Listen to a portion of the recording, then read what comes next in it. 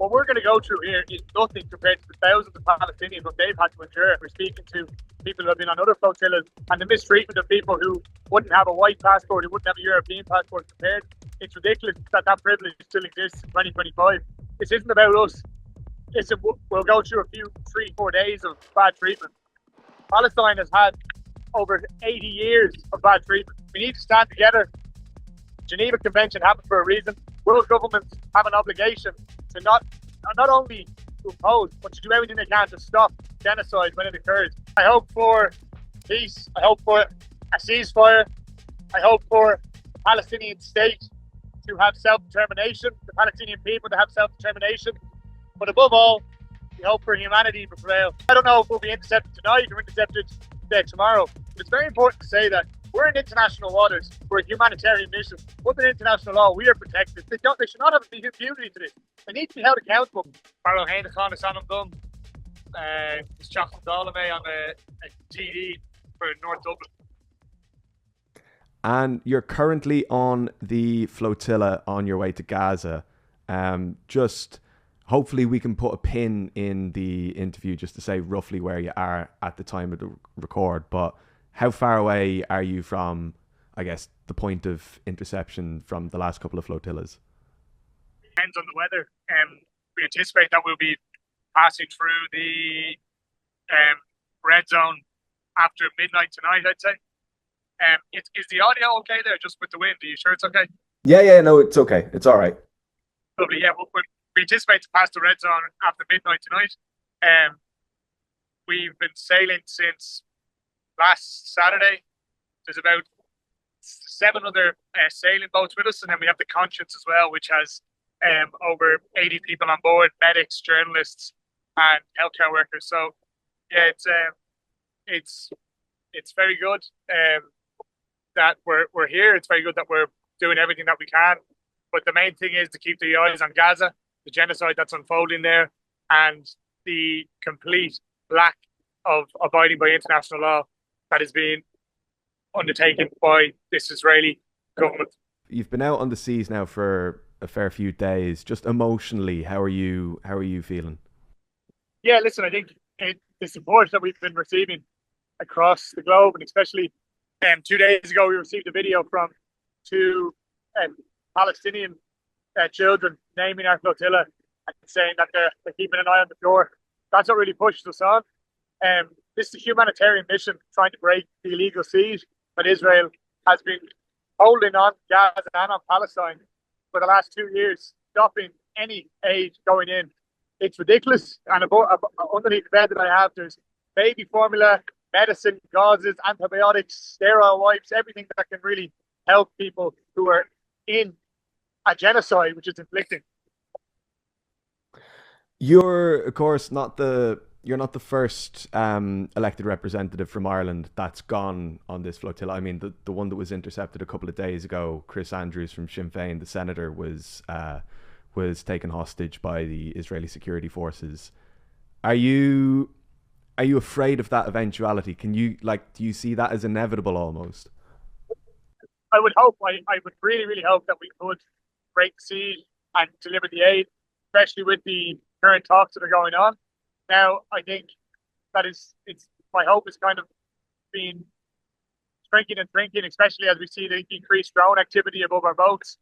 I have complete solidarity with any citizen that is on this humanitarian mission, and it's great to see that those from the Irish perspective that came back last night. I saw the reception that they received in Dublin. I think, especially with anyone, it's we know the risks, but it's nothing, and it's really important to say this. What we're going to go through here is nothing compared to the thousands of Palestinians what they've had to endure. And you see, we had it. We were in our non-violence training. We were speaking to people who have been on other flotillas, and the mistreatment of people who wouldn't have a white passport, who wouldn't have a European passport compared. It's ridiculous that that privilege still exists in 2025, and we have to use everything we have to stand against the oppressed. You know yourself, Sean, Ireland will always stand with the oppressed, not the oppressor. Look at our history. Look at what happened to us for 800 years. Look at what the Black and Tans did in Ireland, and then after since, with help with the British government, went to occupied Palestine and did the exact same war crimes there. That's why Ireland always has stood with Palestine, and it's why we have a huge solidarity with them. And I think, again, this isn't about us. We'll go through a few 3-4 days of bad treatment. Palestine has had over 80 years of bad treatment. The just tell me the kind of atmosphere on the boat. I mean, we've seen media reporting from this this wave and the previous wave of, say, in Tunisia, drone strikes happening on boats as they enter the interception zone, for want of a better word. Just for ye on your boat, how has it been? I'm not gonna lie to you. Obviously, when you're on a little sailboat and you're a drone lying above you, you know you're not going to be as comfortable as possible, I think. But again, it's we knew this. Like, we were in training, we went through all these scenarios. Everyone who's on this humanitarian mission knows the risks. But as Nisha Dolan, the Irish writer, wrote in one of her recent articles, I'd much rather be at risk on a boat than be at risk to be in a world where genocide is enabled. And that's the main thing. We need to stand together. Geneva Convention happened for a reason.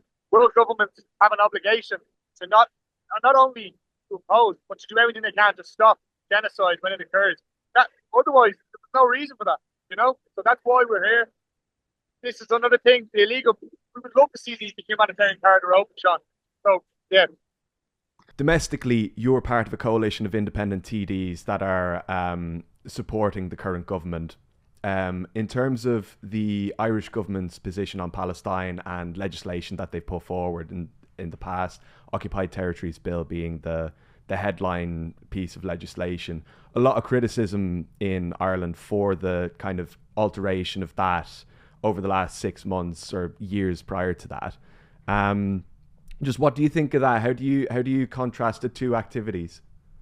100%, Sean. And listen, I think as an independent supporting program for government in negotiations, we did have the issue of Palestine mentioned.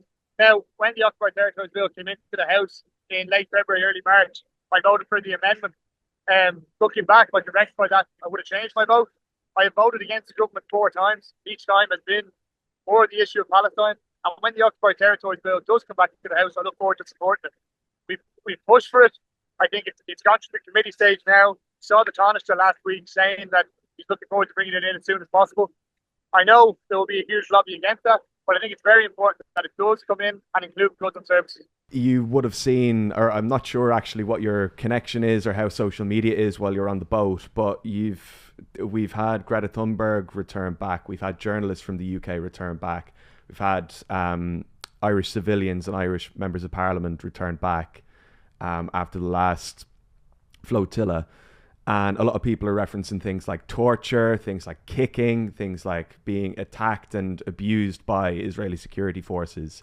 Is that something that you're personally prepared for? And I mean, we can talk about, of course, the situation in Gaza is horrific.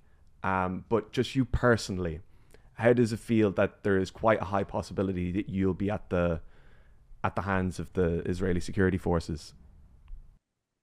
Yeah, listen, it's obviously something I think we're very, very busy on the boat, so I haven't really been thinking about it. I've been trying to avoid it as much as possible.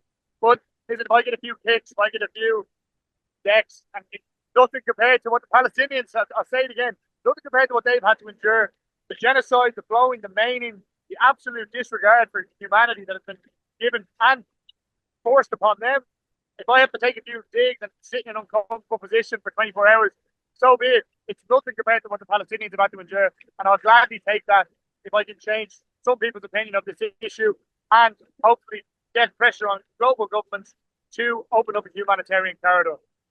And just finally now, I know I said finally the last time, but we're talking on the anniversary of October 7th, 2 years on now. Considering that elected representatives like yourself are having to take part in this flotilla to try and get basic medical utensils or food into Gaza, how do you see the next 2 years beyond this, the 4th anniversary of October 7th? What do you hope for? I hope for peace. I hope for peace. I hope for a ceasefire. I hope for the Palestinian state to have self-determination, the Palestinian people to have self-determination. But above all, we hope for humanity to prevail. We hope for common sense to prevail. What has been going on for the last 2 years has, on all of our phone screens, you know yourself, Sean, we've been witnessing this. Sorry, I'm about to get a splash there. We've been witnessing this on our phone screens, the genocide occurring 2025 for the last 2 years. What can you hope for other than peace and for an end to that? See, newborn babies under rubble. That needs to stop. There's no world that I want to live in that can enable that and to allow that and to allow a country to continuously break international law. I think it's very important to say, Sean, because, listen, I don't know if we'll be intercepted tonight or intercepted tomorrow, but it's very important to say that we're in international waters. We're a humanitarian mission. Under international law, we are protected. And Israel, again, if they go to international waters, would have broken the law. And they should not have impunity to this. They need to be held accountable by world government, by all the citizens. We have 6 elected representatives on an EU level across these flotillas. With thousands or hundreds of medics and people who want to help. They're going to stop us. It's ridiculous.